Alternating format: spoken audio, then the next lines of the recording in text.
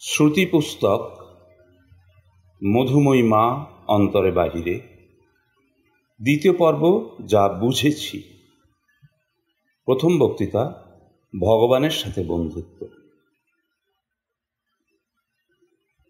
আজকের আলোচনার বিষয় হল ফ্রেন্ডশিপ উইথ দ্য ডিভাইন, অর্থাৎ ভগবানের সাথে বন্ধুত্ব।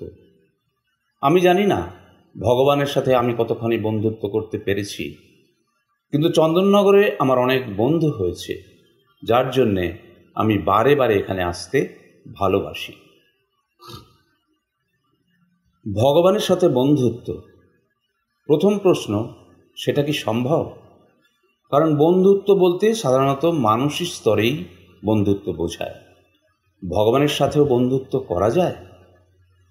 এই বিষয় নিয়ে আমি ভারতবর্ষের অন্যান্য কেন্দ্রে বেশ কয়েকবার আলোচনা করেছি, কিন্তু প্রতিবারই আমার গভীর চিন্তনে একটা প্রশ্নই জেগে উঠেছে যে এই বন্ধুত্ব কতদূর পর্যন্ত সম্ভব। উত্তরও এসেছে, সেটা নির্ভর করে ভগবান সম্বন্ধে আপনার ধারণা কি তার উপরে। ভগবান মানে কি, ভগবানের সংজ্ঞা কি, তার উপরেই পুরো উত্তরটা নির্ভর করবে।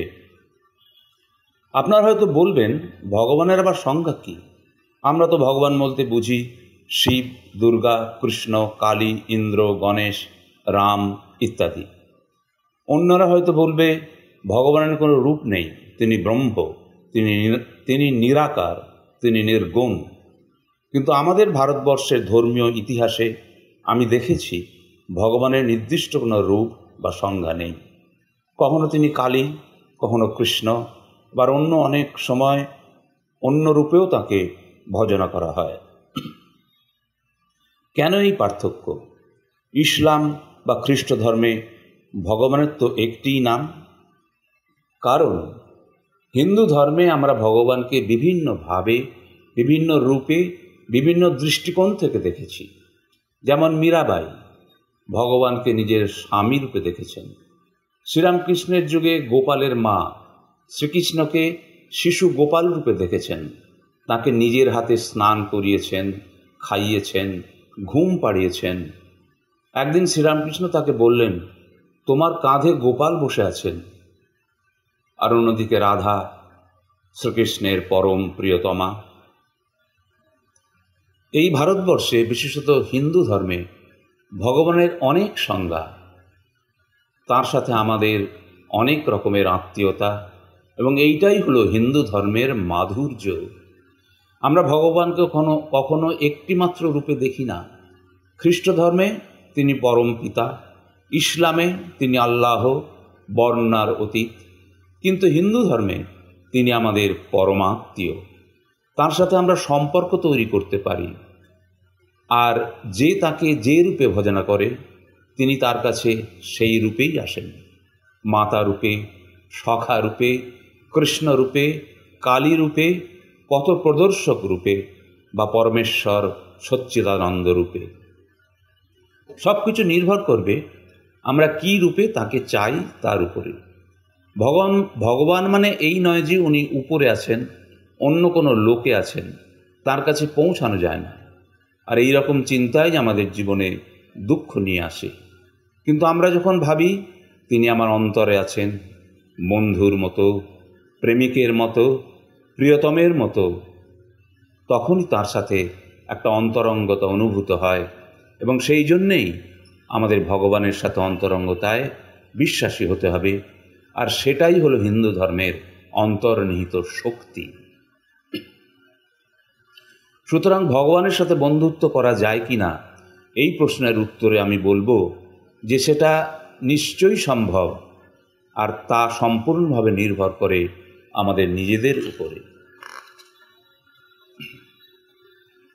বহু শতাব্দী আগে ভগবান সম্পর্কে ধারণা ছিল যে উনি উপরে থাকেন, অনেক দূরে, আর সেখান থেকে আমাদের ভালো মন্দ সব কিছু বিচার করে শাস্তি দেন। তিনি ছিলেন শুধুই শাস্তির দেবতা। কিন্তু ভগবানকে দূরে ভাবলে তার সাথে এক রকমের ভয়ের সম্পর্ক তৈরি হয়। যত দূরে তত ভয়। আবার ভয় থাকলে আত্মীয়তা হয় না।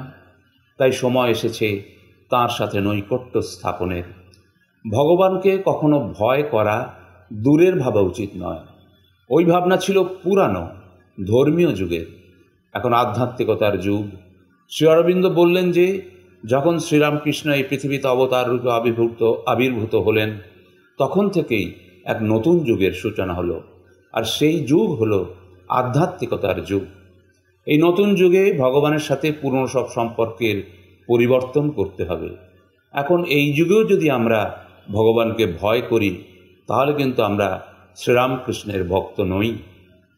ঠাকুর নিজেই দেখিয়ে দিয়েছেন ভগবানকে কিভাবে দেখা উচিত। আমরা কেন তাকে ভয় পাব? আপনারা সকলেই তো জানেন, ঠাকুর মা ভবতারিণীর সামনে দাঁড়িয়ে তার সাথে কথা বলতেন, মজা করতেন, তর্ক করতেন। তিনি তো দেখিয়েছেন যে ভগবানের সাথেও বন্ধুত্ব করা যায়। তাহলে আমরা কেন ভগবানকে দূরে সরিয়ে রাখব? কেন তাকে ভয় পাব? আপনারা যদি ঠাকুরকে মানেন, তাহলে তার মতোই ভগবানের কাছে মনের সব কথা খুলে বলুন। ভালো মন্দ সব মজা করুন, প্রয়োজনে তর্ক করুন, তার সাথে বন্ধুত্ব করুন, তাকে একেবারে আপন করে নিন। মানুষ ভগবানকে ভক্তি করে, ভক্তি করা খুবই ভালো, কিন্তু ভক্তি তবুও দূরত্বই। নিজের মাকে তো কই আমরা শুধু ভক্তি দেখাই না, স্বাভাবিকভাবে কথা বলি, ভালোবাসি, আবার তর্কও করি। ভক্তি মানে হলো কিছু একটা সাহায্য চাওয়া, এক ধরনের নির্ভরতা খোঁজা। ভক্তি হলো ভগবান আর ভক্তের মধ্যে একটা অতি সূক্ষ্ম বিভাজন। এটা আমাদের মনে রাখতে হবে। ভগবান সম্বন্ধে যে প্রচলিত ধারণা, সেটা তো মানুষ আর ভগবানে একটা দূরত্ব থেকে যায়। আশ্রমে আমি 10 বছর বয়সে আসি। তারপর তো অনেক বছর কেটে গেল। যতদূর মনে পড়ে, শ্রীমাকে আমি কোনোদিন ভগবান বলে, অদিতি বলে ভাবিনি। উনি আমার মা, শুধুই মা। ছোটবেলায় শিশুরা সবসময় মাকেই চায়, সে জানে না ভগবান কে। বড় হলে তাদের বাবা মা, শিক্ষক, গুরুজনেরা বিভিন্ন দেবদেবীর ছবি বা মূর্তি দেখিয়ে বলেন ওইটা ভগবান। ধীরে ধীরে তার মনের মধ্যে পরিবর্তন হয়। কিন্তু ছোটবেলায় মায়ের কোলই শিশুর একমাত্র নিরাপদ আশ্রয়। আমাদের ক্ষেত্রেও একই জিনিস হয়েছিল। মাই ছিলেন আমাদের সব কিছু, আমাদের নিশ্চিত আশ্রয়। তিনি যে অদিতি, এই জগতের সৃষ্টিকর্ত্রী, তার যে 4টি বিশেষ রূপ আছে, এসব আমরা কিছুই জানতাম না। আমাদের মনের সমস্ত কথা মাকে জানাতাম, স্বপ্নের কথাও। মাঝে মাঝে স্বপ্নের মধ্যে, ঠিক স্বপ্ন নয়, আধো ঘুমে আধো জাগরণে আমি বিভিন্ন হিন্দু দেবদেবীদের দেখতাম। মাকে লিখতাম যে আমি কি ঠিক দেখেছি? মা বলতেন হ্যাঁ, একেবারে ঠিক। একদিন লিখলাম, মা, দেবদেবী বলে সত্যিই কি কিছু আছে নাকি? আর ওই যে কেউ দশভুজা, কেউ অষ্টভুজা, কেউ চতুর্ভুজা, যা আমি দেখেছি, এসব কি ঠিক? মা বললেন, সব ঠিক। তুমি যাদের দেখেছো তারা সকলেই আছেন সূক্ষ্ম শরীরে, তারা বাস্তব। তবে যে ভুজ বা বাহুর কথা তুমি বলছো, আমাকে বুঝিয়েছেন, সেগুলি আসলে বিভিন্ন রূপের মধ্যে বহুধা শক্তির প্রতীক। এমনি করেই তুমি একদিন শ্রী অরবিন্দকেও দেখতে পাবে। ভাবলাম, মা যখন বলেছেন তখন তা তো সত্যি। কিন্তু মাকে বললাম যে ওইসব দেবদেবী আমার কাছে অর্থহীন। আমি তোমাকেই জানি, তুমিই আমার সব কিছু। মাই আমার অতীত, আমার বর্তমান, আমার ভবিষ্যৎ, আমার সব। মনে হচ্ছে আমি হয়তো নিজের সম্পর্কেই বলছি, কিন্তু তা ঠিক নয়। এটা হচ্ছে মায়ের সাথে আমার সম্পর্কের কথা। তারপর একদিন 10 ফেব্রুয়ারি 1966 আমার জন্মদিনে মায়ের ঘরে গেলাম। সে এক বিরল অভিজ্ঞতা। মা বসে আছেন হাসি মুখে, মন ভরে গেল।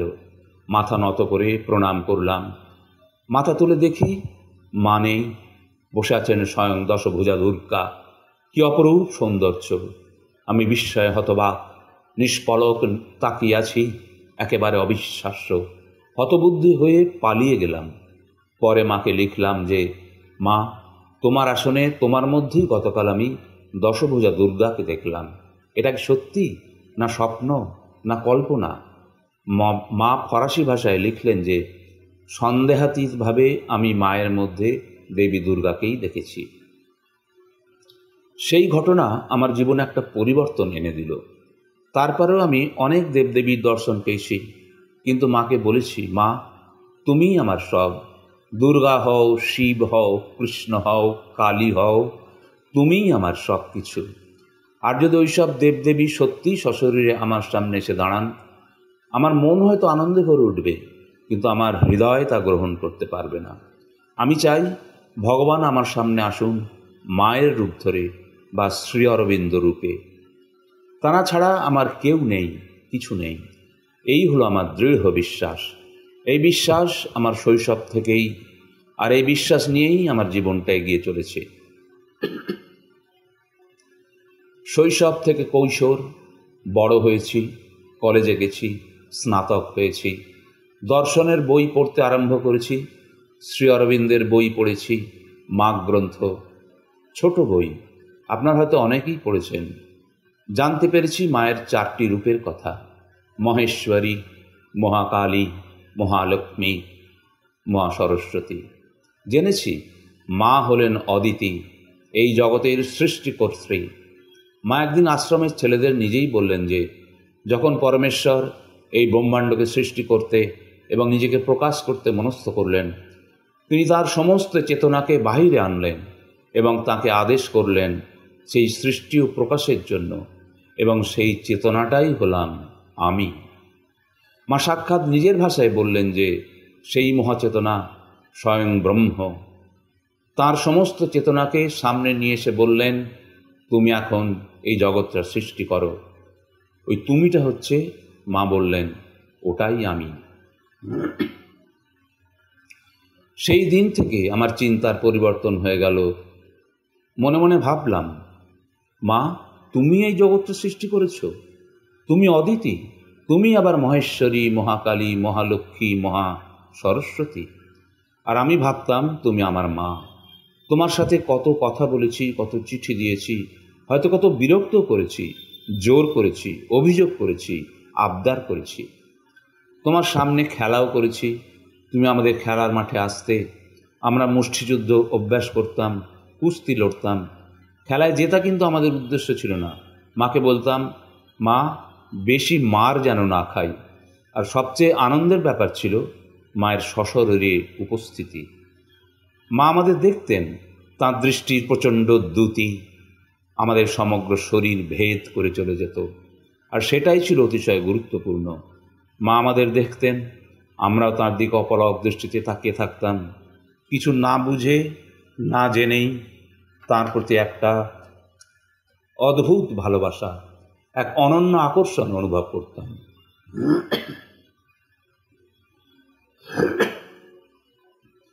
অর্থাৎ আসল বিষয় হলো মাকে দেখা, তার সঙ্গে থাকা। সেটাই ছিল আমাদের জীবনের সার বস্তু। এটা কোনো ভক্তি নয়। আমি আপনাদের মুক্ত কণ্ঠে বলতে পারি যে মায়ের প্রতি আমার কোনো ভক্তি ছিল না, ছিল একটা সুগভীর ভালোবাসা, একটা নিশ্চিত ভালোবাসা। বলা যায় একটা একমুখী ভালোবাসা।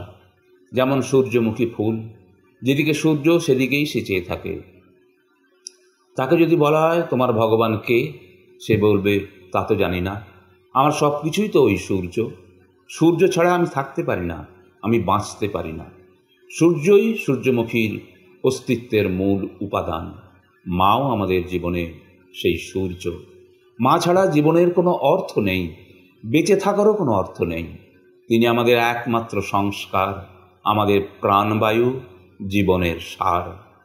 তিনি আমাদের অন্তরে এমন একটা স্থান করে নিয়েছেন যেখানে ভগবান বা ভক্তি বলে কিছু নেই, কারণ আমরা সত্যিই তাকে গভীরভাবে ভালোবেসেছি। সেই আমাদের ছোটবেলার মা অদিতি হয়ে গেলেন। এ যেন সেই অর্জুনের বিশ্বরূপ দর্শনের মতো। তিনি ভেবেছিলেন শ্রীকৃষ্ণ তার বন্ধু, তাকে সব কথা বলা যায়, রসিকতা করা যায়, তর্ক করা যায়, অভিমান করা যায়, আবার ভালোবাসা যায়। কিন্তু বিশ্বরূপ দর্শনের পরে অর্জুন মাথা নত করে বললেন, ভগবান আমি জানতাম না তুমি এই। মাকে তখন বুঝতে পারিনি।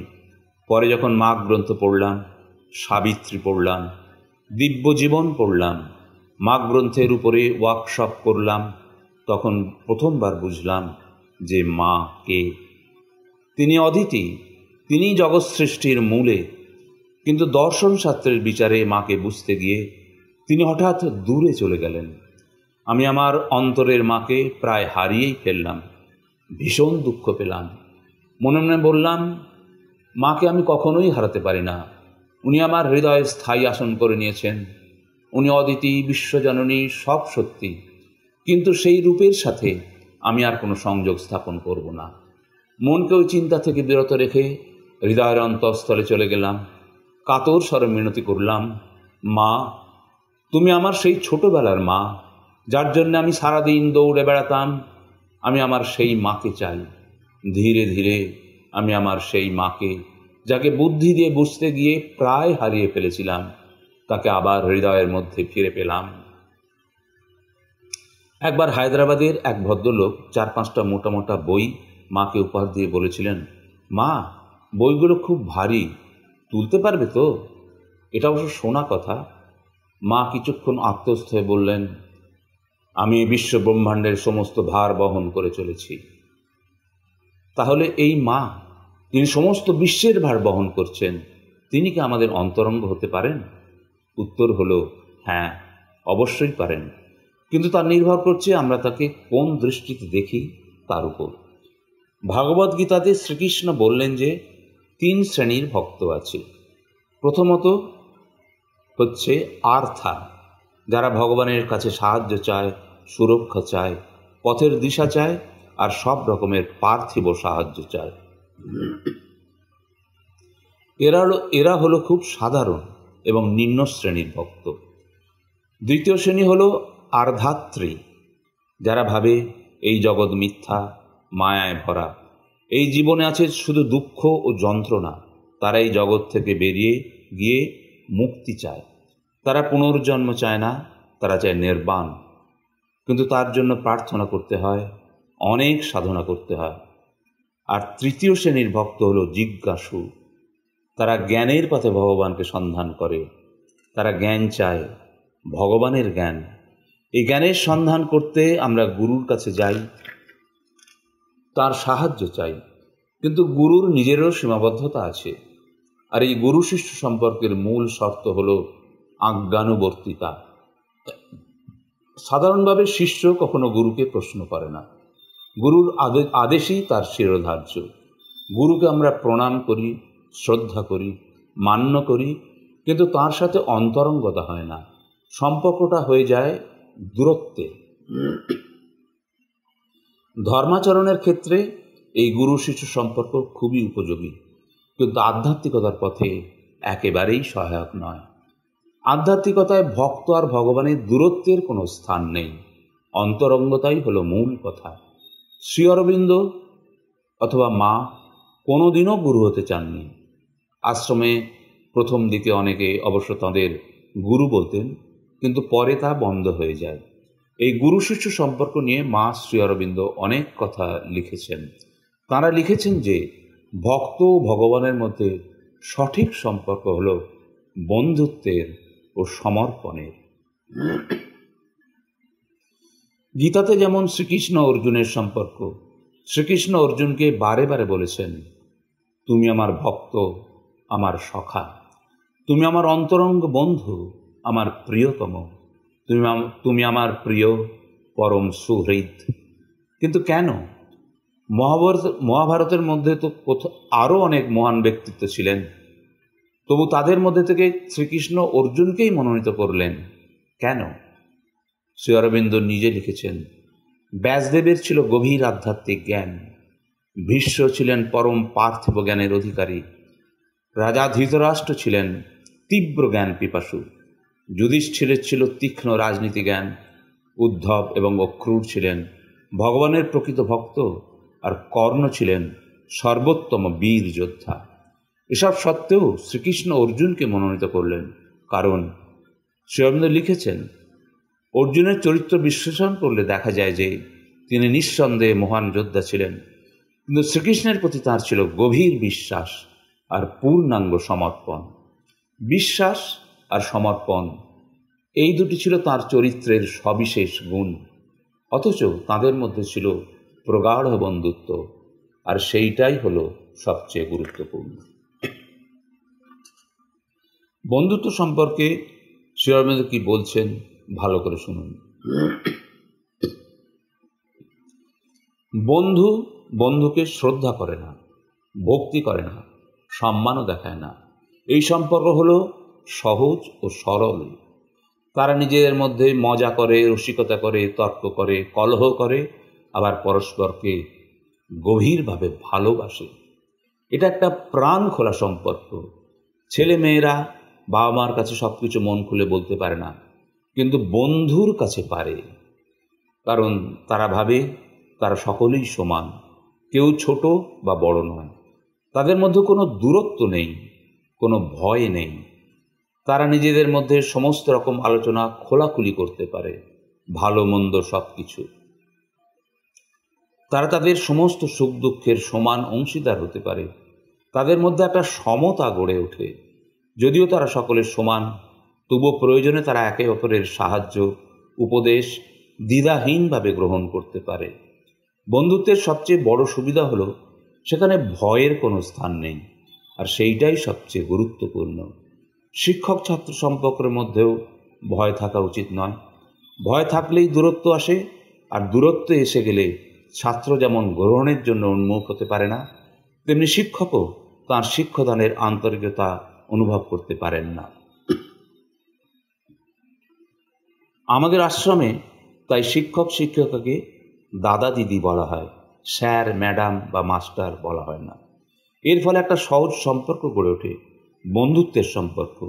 বন্ধুত্বের মধ্যে কোনো ভয়ের পর্দা থাকে না।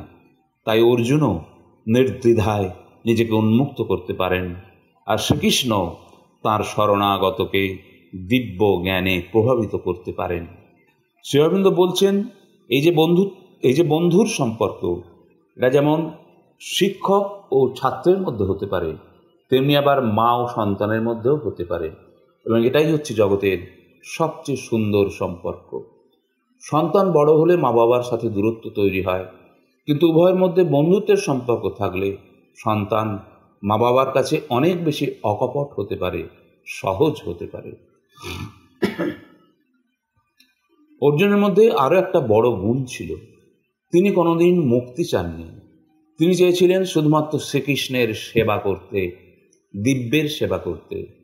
শ্রী অরবিন্দ বলেছেন, এইটাই হলো সঠিক মনোভাব। মা শ্রী অরবিন্দ বারে বারে বলেছেন, নিজের মুক্তি কখনো চাইবে না। পুরানো যোগ পদ্ধতিতে এই জিনিসগুলো আছে, মুক্তি, মোক্ষ, নির্বাণ ইত্যাদি। কিন্তু মা শ্রী অরবিন্দের যোগে ওইসব শব্দের কোনো অস্তিত্ব নেই। তাঁরা বলেছেন, নিজের মুক্তি নিয়ে তুমি কি করবে, কোথায় যাবে? ব্রহ্মলোকে, বৈকুণ্ঠে? কিন্তু তারপরে এই পৃথিবীর কি হবে? তোমার এই ভালোবাসার পৃথিবী, যে তোমাকে জীবন দিয়েছে, পালন করেছে, তোমার আত্মীয় স্বজন, বন্ধু বান্ধব, যাদের সাথে এত কাল কাটিয়েছ, সুখ দুঃখের অংশীদার হয়েছ, যাদের ভালোবেসেছ, ভালোবাসা পেয়েছ, তাদের ছেড়ে দিয়ে নিজের মুক্তি নিয়ে চলে যাবে? এ তো চরম স্বার্থপরতা। সুতরাং নিজের মুক্তি কখনো চাইবেন না।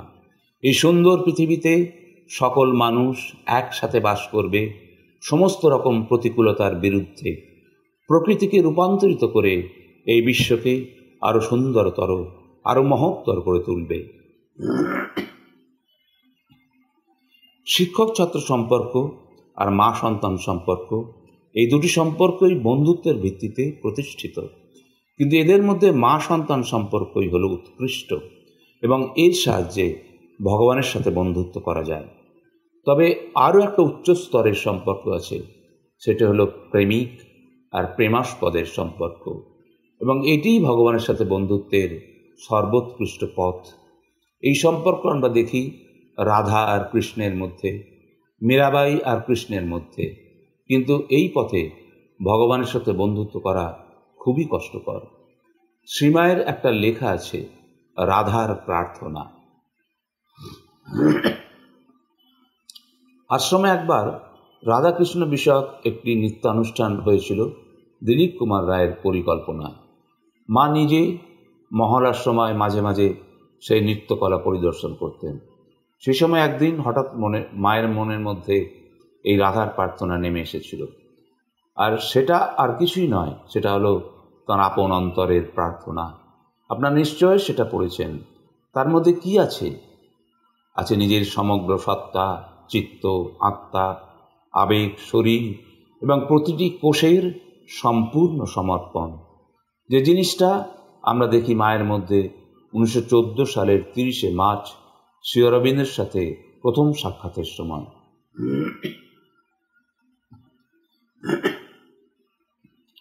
মা একজন বিদেশিনী, কিন্তু আশ্চর্যজনকভাবে তিনি সম্পূর্ণ ভারতীয় প্রথায় শ্রী অরবিন্দের পায়ের কাছে মেঝেতে বসলেন। সময় বয়ে চলল, প্রায় আধ ঘন্টা অতিবাহিত হয়ে গেল। পরের দিন শ্রী অরবিন্দ বললেন, নলিদা লিখেছেন, আমি কোনো মানুষকে ওর মতো এমনভাবে সম্পূর্ণরূপে সমর্পণ করতে দেখিনি। এই প্রথম কোনো মানসী সত্তা এইভাবে সমর্পণ করছিলেন।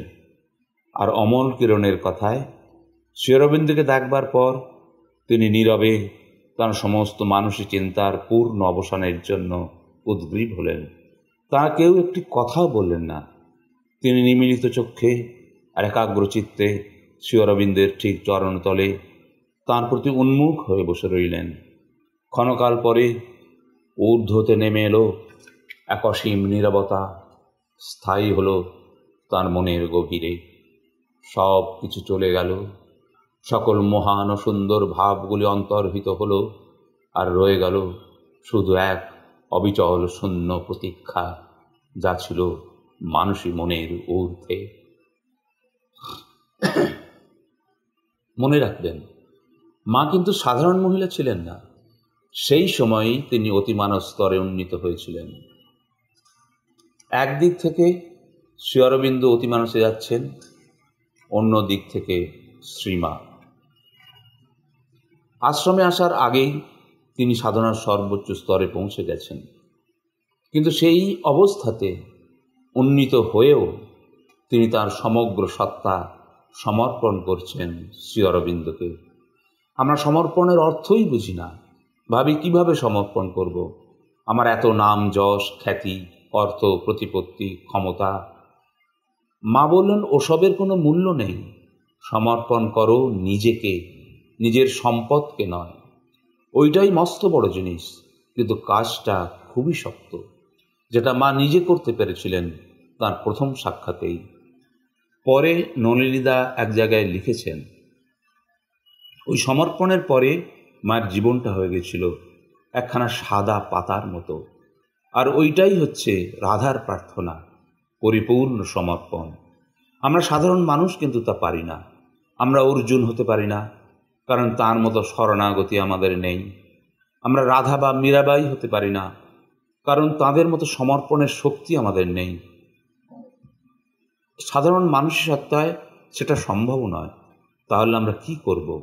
আমাদের একটাই রাস্তা খোলা আছে, আমরা মায়ের শিশু হয়ে যেতে পারি।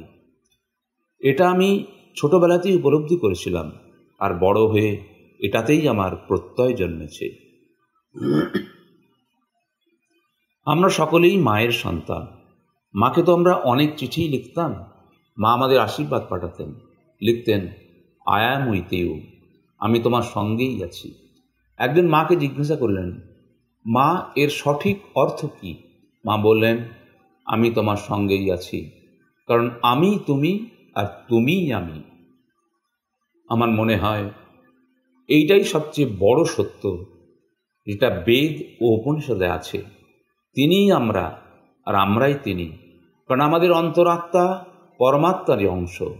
দিব্যজননীর সন্তান ছাড়া আমরা আর কিছুই নয়। সুতরাং তিনি সর্বদা আমাদের সঙ্গেই আছেন।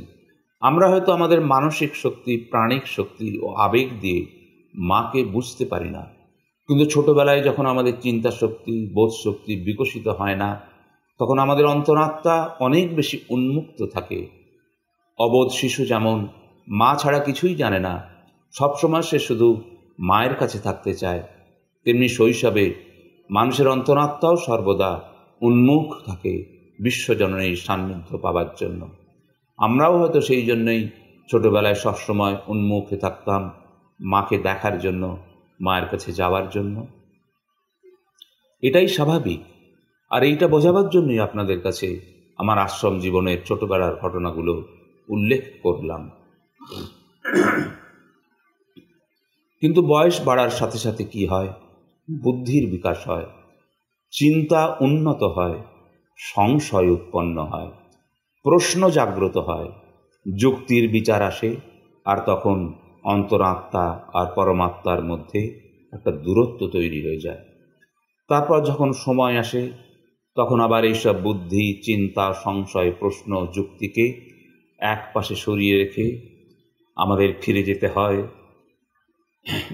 অন্তরের অন্তঃস্থলে। সামনে নিয়ে আসতে হয় অন্তরাত্মাকে, বের হতে হয় পরমাত্মার সন্ধানে।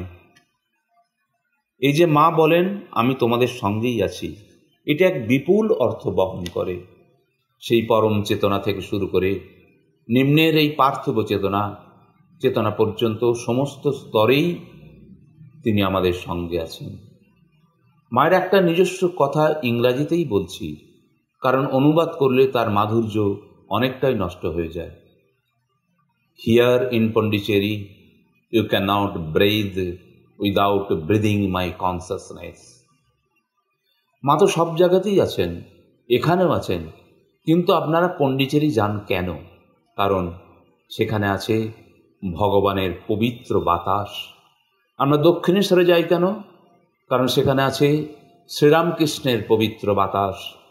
আমরা যখন দক্ষিণেশ্বর বা পন্ডিচেরি যাই, তখন সেখানে আমরা সেই পবিত্র বাতাসটাই গ্রহণ করি আমাদের শ্বাস প্রশ্বাসে। সে হলো এক আধ্যাত্মিক বাতাস বা চেতনা। সেই জন্য মা বললেন যে তোমরা পন্ডিচেরিতে আমার চেতনার বাতাস ছাড়া শ্বাস প্রশ্বাসই গ্রহণ করতে পারো না। কিন্তু ওই সব জায়গায় যদি আমরা শুধু ভ্রমণার্থীর মতো যাই বা শুধু একবার প্রণাম করার জন্য যাই, তাহলে কোনো লাভ হয় না।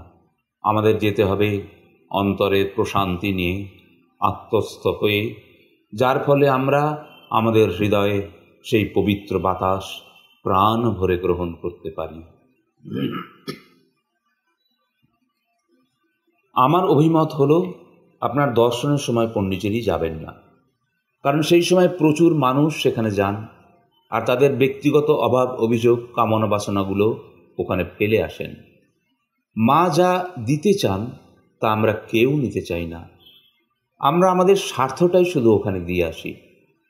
পথ দিয়ে যেমন একজন দুজন গেলে খুব কম ধুলো ওড়ে, আবার অনেক লোক গেলে বেশি ধুলো ওড়ে, তেমনি দর্শনের সময় অগণিত মানুষের কামনা বাসনার ধুলো, অভাব অভিযোগের ধুলোতে পন্ডিচেরির আকাশ বাতাস ভারী হয়ে ওঠে।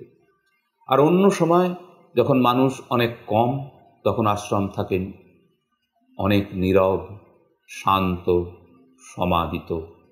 আশ্রমের দরজা খোলে ভোর 4:30। আপনি 5টার সময় যান, সমাধির কাছে বসুন, অন্তরে নীরব হয়ে মা শ্রী অরবিন্দকে স্মরণ করুন, আর সেই পবিত্র নির্মল বাতাসে তাঁদের চেতনাকে প্রাণ ভরে আত্মস্থ করুন। মা নিজে বলেছেন যে তাঁর চেতনা পন্ডিচেরির আশ্রম থেকে শুরু করে প্রায় 10 কিলোমিটার দূরবর্তী লেক এস্টেট পর্যন্ত সমগ্র বায়ুমণ্ডলকে পরিপূর্ণভাবে সম্পৃক্ত করে রেখেছে। দক্ষিণেশ্বরে গেলেও আপনারা একই জিনিস পাবেন, তবে তিথি নক্ষত্র দেখে নির্দিষ্ট পোশাক পরে ফুল, মালা, চন্দন, ধূপ, ধুনো, মিষ্টি নিয়ে জয় মা বলে চিৎকার করে মন্দিরে কামনা বাসনা জানিয়ে এলে শ্রীরামকৃষ্ণের চেতনার পবিত্র বাতাস আপনি গ্রহণ করতে পারবেন না। ওসব তো বাইরের আবরণ। কিন্তু কোনো একদিন পূজার কোনো উপকরণ না নিয়ে যদি শুধুমাত্র অন্তরের প্রার্থনা আর আপনার আত্মাকে নিয়ে ওই ঠাকুরের ওই ঘরে উপস্থিত হন, তাহলে সেখানে তাদের দর্শন লাভ করবেন। কারণ এখনো পর্যন্ত সূক্ষ্ম দেহে তাঁরা ওখানেই আছেন। বলা উচিত নয়, তবু বলছি, আমি ঠাকুরের ওই ঘরে একবার বিবেকানন্দের আর একবার ঠাকুরের জায়গায় শ্রী অরবিন্দের দর্শন পেয়েছি। আপনার বিশ্বাস করুন আর নাই করুন, আমি দেখেছি মায়ের মধ্যে একীভূত দেবী দুর্গাকে। এক আশ্রমবাসীর অবিশ্বাস ছিল। সে একদিন মাকে বলল যে যদিও শ্রী অরবিন্দ বলেছেন মায়ের 4টি রূপের কথা, কিন্তু সে কথা সে বিশ্বাস করে না। মা তার সামনে দাঁড়িয়েছিলেন। হঠাৎ তাঁর মানুষী রূপের পরিবর্তন হয়ে গেল। তিনি মহেশ্বরী রূপে প্রতিভাত হলেন। তারপর মহাকালী, মহালক্ষ্মী, মহাসরস্বতী দাঁড়িয়ে দাঁড়িয়ে 4টি রূপ তাকে প্রত্যক্ষ করালেন। আমরা ভগবানের পূজা করি, উপাসনা করি, প্রার্থনা করি। বিশেষ বিশেষ দিনে, বিশেষ সাজসজ্জায়, বিশেষ উপকরণে, বিশেষ আচার বিচারে তার আরাধনা করি। ভগবানের প্রসাদ চাই, প্রসাদী ফুল চাই, তার পবিত্র পোশাকের অংশ বিশেষ চাই, তার সাহায্য প্রার্থনা করি। ভগবানের কাছে আমরা সব কিছুই চাই, শুধু ভগবানকে চাই না। ঠিক দুর্যোধনের মতো কৃষ্ণকে তার প্রয়োজন নেই, তার প্রয়োজন কৃষ্ণের সমস্ত রকম সাহায্যে। এর নাম হলো ধর্ম। অন্যদিকে অর্জুন শুধু কৃষ্ণকেই চান, অন্য কিছু চান না। আমরাও যদি বলি ভগবান, আমি শুধু তোমাকেই চাই, তুমি আমার জীবন রথের সারথি হয়ে আমাকে পথ দেখিয়ে নিয়ে চলো, সেটা হলো আধ্যাত্মিকতা। এখনো সময় এসেছে ধর্মকে অতিক্রম করে যেতে হবে আধ্যাত্মিকতার পথে। শ্রী অরবিন্দ নিজে বলছেন এইটাই হলো ভবিষ্যৎ। আমরা যত দ্রুত সেই পথে যেতে পারব, ততই মানবতার পক্ষে মঙ্গল। সুতরাং আধ্যাত্মিকতার পথে অবিরত ভগবানকে আহ্বান করতে হবে আমাদের অন্তরে, তাকে বসাতে হবে আমাদের হৃদয়ে। তার সাথে কোনো ব্যবধান থাকবে না। শ্রী অরবিন্দ আশ্রমের সকলকে স্মরণ করিয়ে দিলেন যে এমনভাবে আচরণ করবে যেন মা সর্বদা তোমার দিকেই তাকিয়ে আছেন, কারণ মা প্রকৃতপক্ষে তোমার সাথেই রয়েছেন। মা সর্বদা আমাদের সঙ্গেই রয়েছেন, কিন্তু আমরাই দেখতে পাই না, কারণ আমাদের দৃষ্টি রোধ করে দাঁড়ায় আমাদের কামনা বাসনা। ভগবানকে নিষ্ঠা ভরে ডাকলে তিনি অবশ্যই আসবেন, কিন্তু আমাদের মধ্যেই রয়েছে অনেক যদি, অনেক কিন্তু, অনেক সংশয়, অনেক সন্দেহ। মা বলছেন তার শক্তি অবিরত কাজ করে চলেছে আমাদের মধ্যে।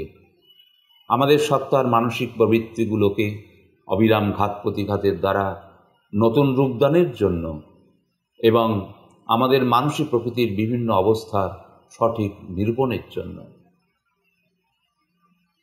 যার ফলে আমরা বুঝতে পারি কোনটি পরিবর্তন করতে হবে, কোনটির উন্নতি সাধন করতে হবে, কোনটিকে প্রত্যাখ্যান করতে হবে।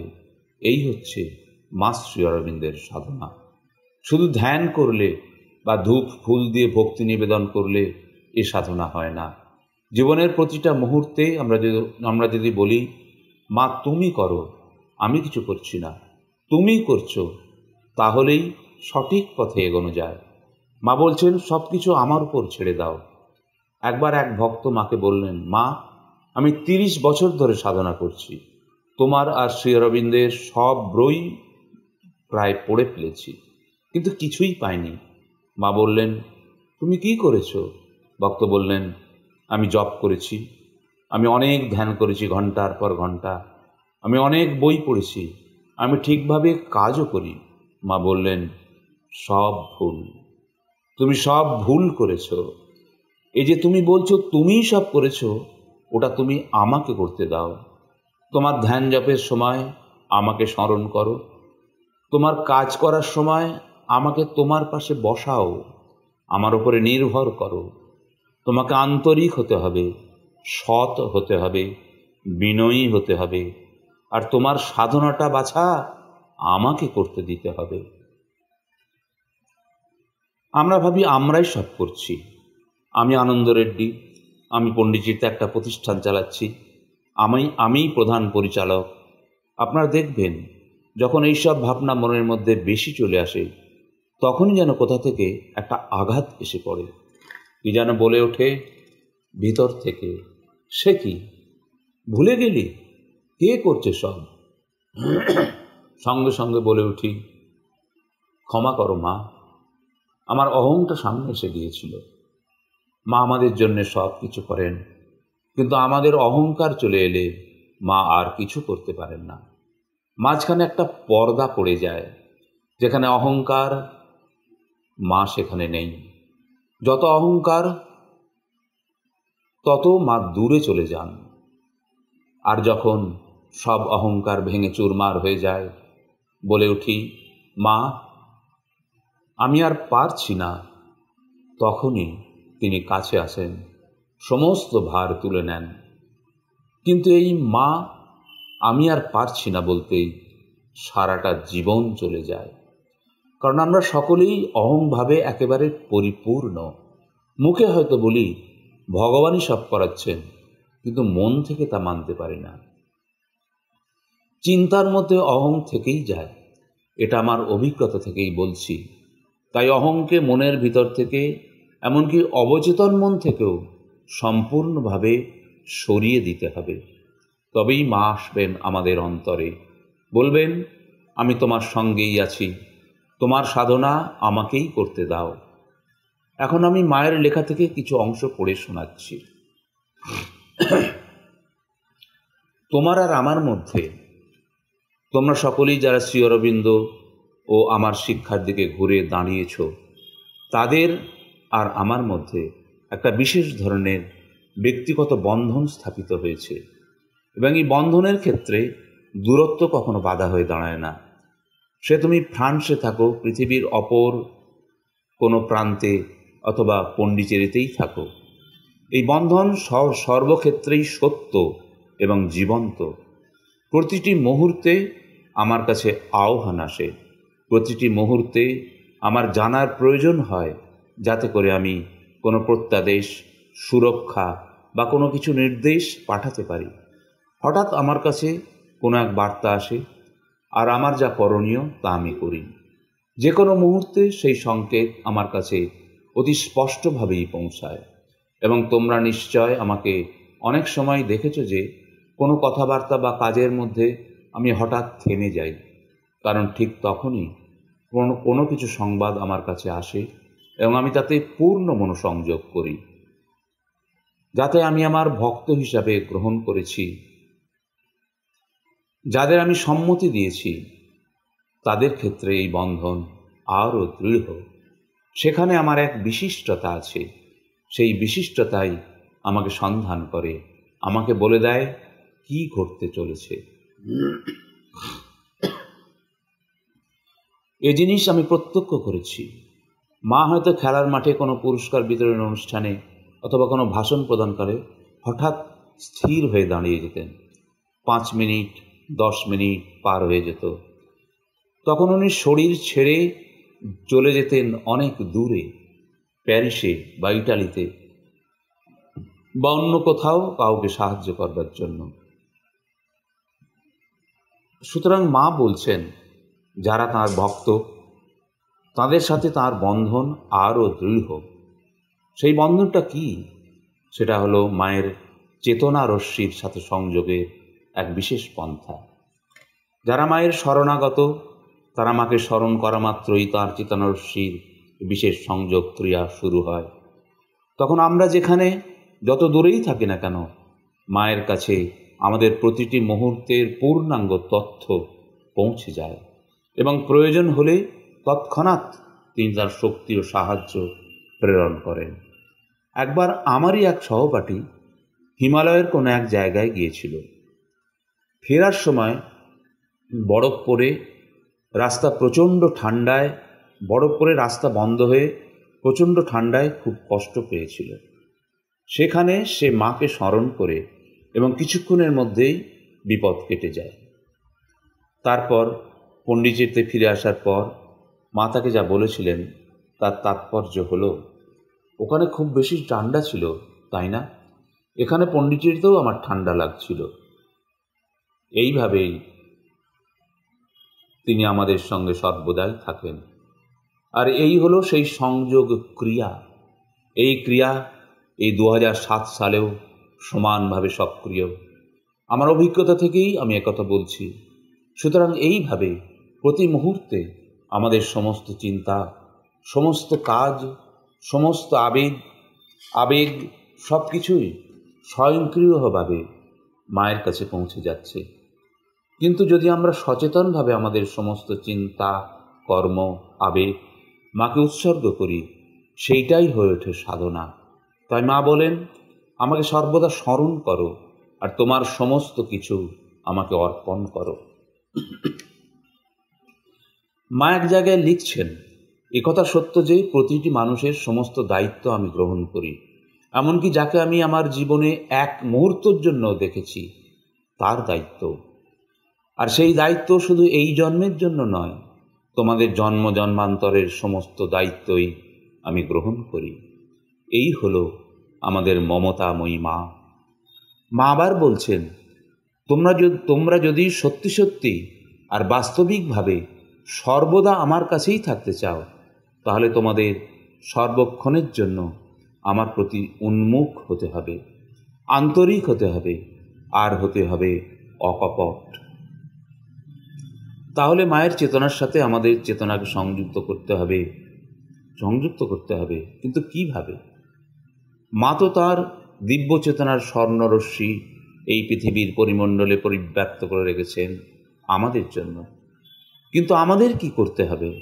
আমাদের শুধু একটু আন্তরিক হতে হবে। অল্প বয়সে সব কিছু বুঝতাম না, এখন বুঝি মায়ের কাজ করি বলে, আর তার কৃপায় বুদ্ধির একটু বিকাশ হয়েছে বলে। মাঝে মাঝে কিন্তু মায়ের দিব্য চেতনা আমাদের মানসিক চেতনার সংযোগ ছিন্ন হয়ে যায়, আর তখনই বোঝা যায় আমাদের আন্তরিকতায় একটু ফাঁক তৈরি হয়েছে। একটু সচেতন হয়ে সেই ফাঁকটুকু পূরণ করে নিতে হয়, আর একটু বেশি আন্তরিকতা দিয়ে। আরেকটা কথা, মার কাছে কোনো কিছু গোপন করতে নেই।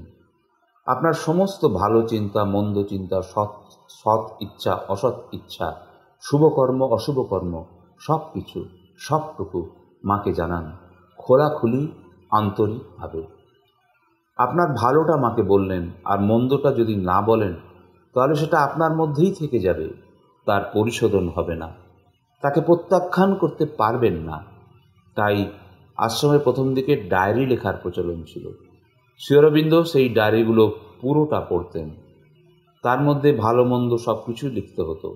মা বলতেন, যে কথা আমার সামনে বলতে পারবে না সে কথা কখনো বলবে না, যে কাজ আমার জন্য করতে পারবে না সে কাজ কখনো করবে না, যে চিন্তা আমাকে স্মরণ করে করতে পারবে না সে চিন্তা কখনো করবে না।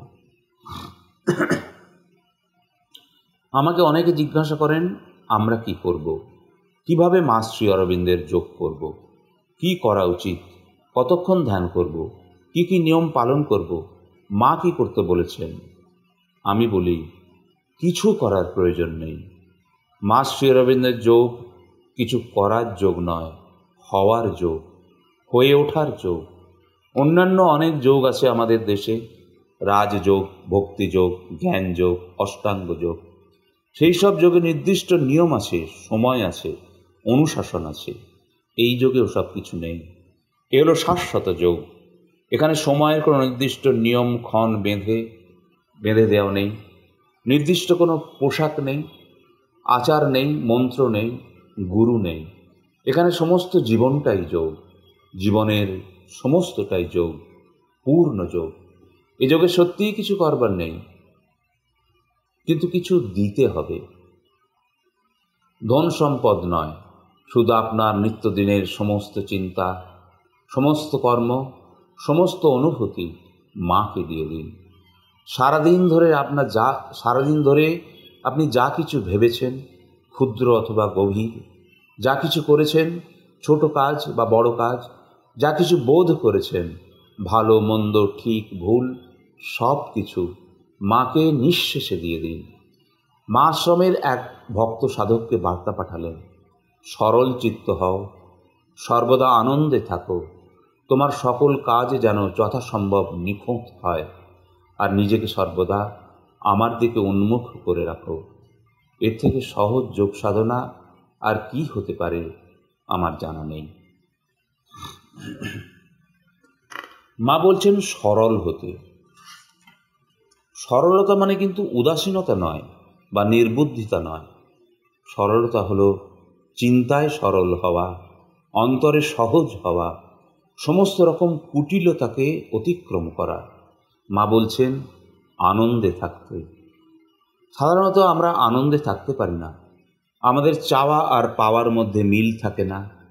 আমাদের মধ্যে অনেক সংশয় থাকে, শঙ্কা থাকে, অতৃপ্তি থাকে।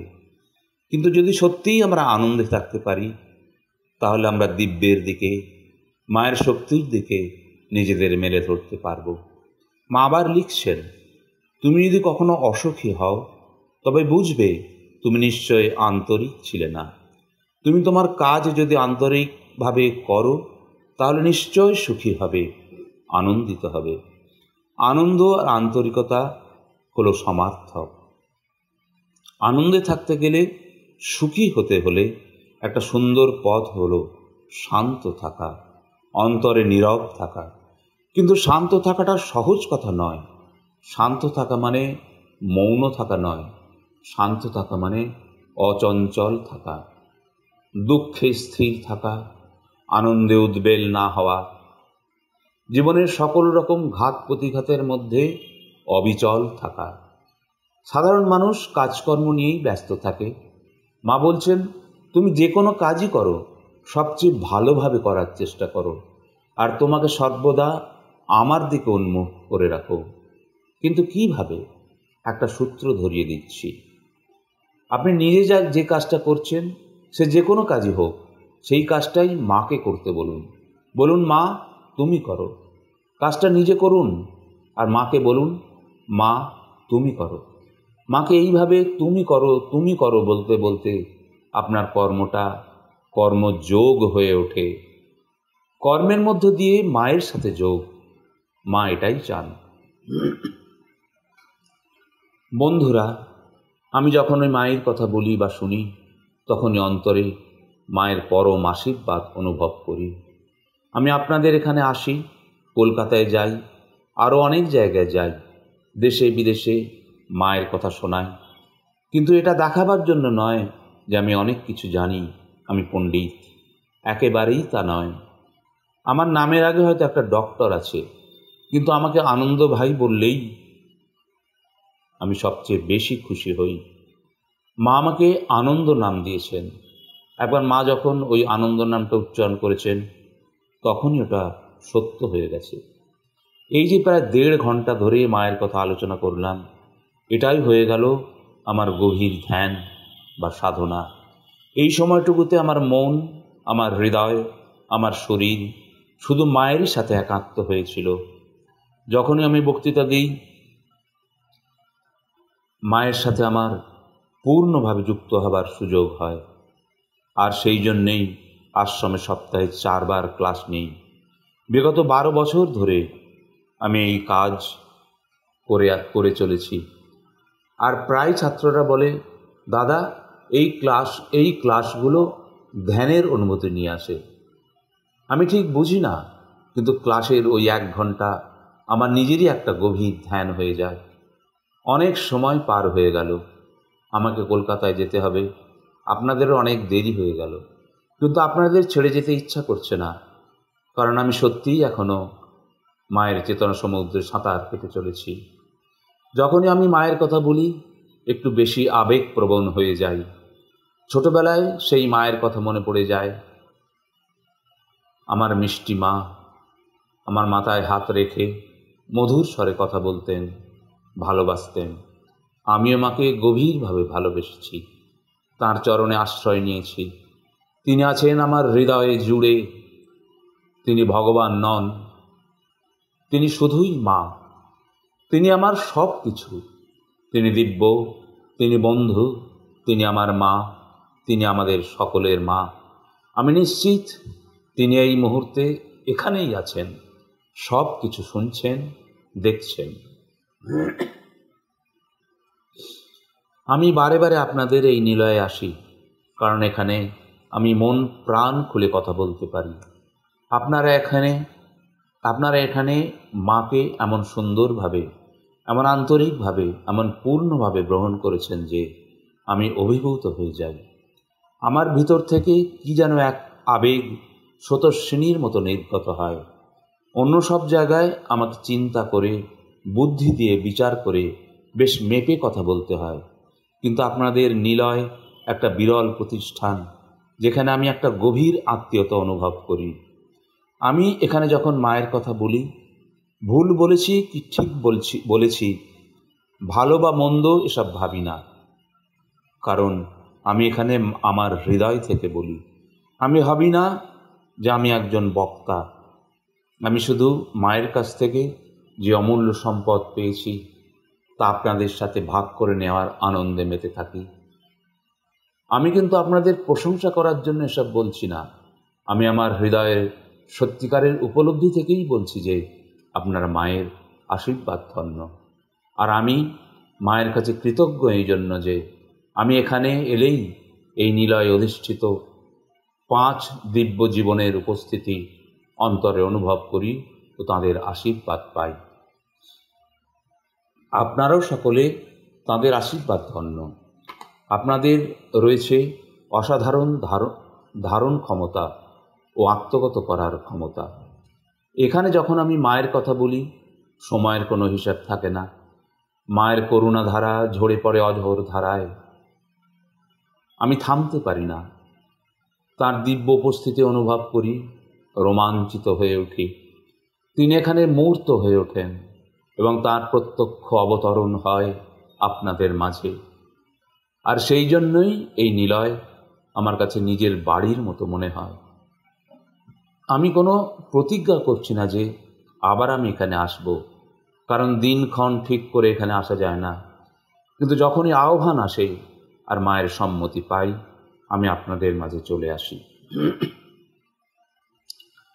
কাল থেকেই কলকাতার শ্রী অরবিন্দ ভবনে আমাকে শ্রী অরবিন্দের সাবিত্রী মহাকাব্যের উপর বক্তৃতা দিতে হবে, যেখানে আমার মন উন্মুক্ত হয়, কিন্তু মা আমার মধ্যে মূর্ত হয়ে ওঠেন তখনই যখন আমার হৃদয় উন্মুক্ত হয়। আর আপনাদের এই নিলয়ে আমি হৃদয় থেকে হৃদয়ে কথা বলতে পারি। অবশেষে মাকে অশেষ কৃতজ্ঞতা জানাই, কারণ তিনি এখানে এসেছেন, এখনও আছেন। তিনি আপনাদের সাথে সাথে আমার হৃদয় উন্মুক্ত করে দিয়েছেন। তাই আমরা সেই একই মায়ের সন্তান, বন্ধু, আমরা পরস্পরের ভাই বোন। অজস্র ধন্যবাদ।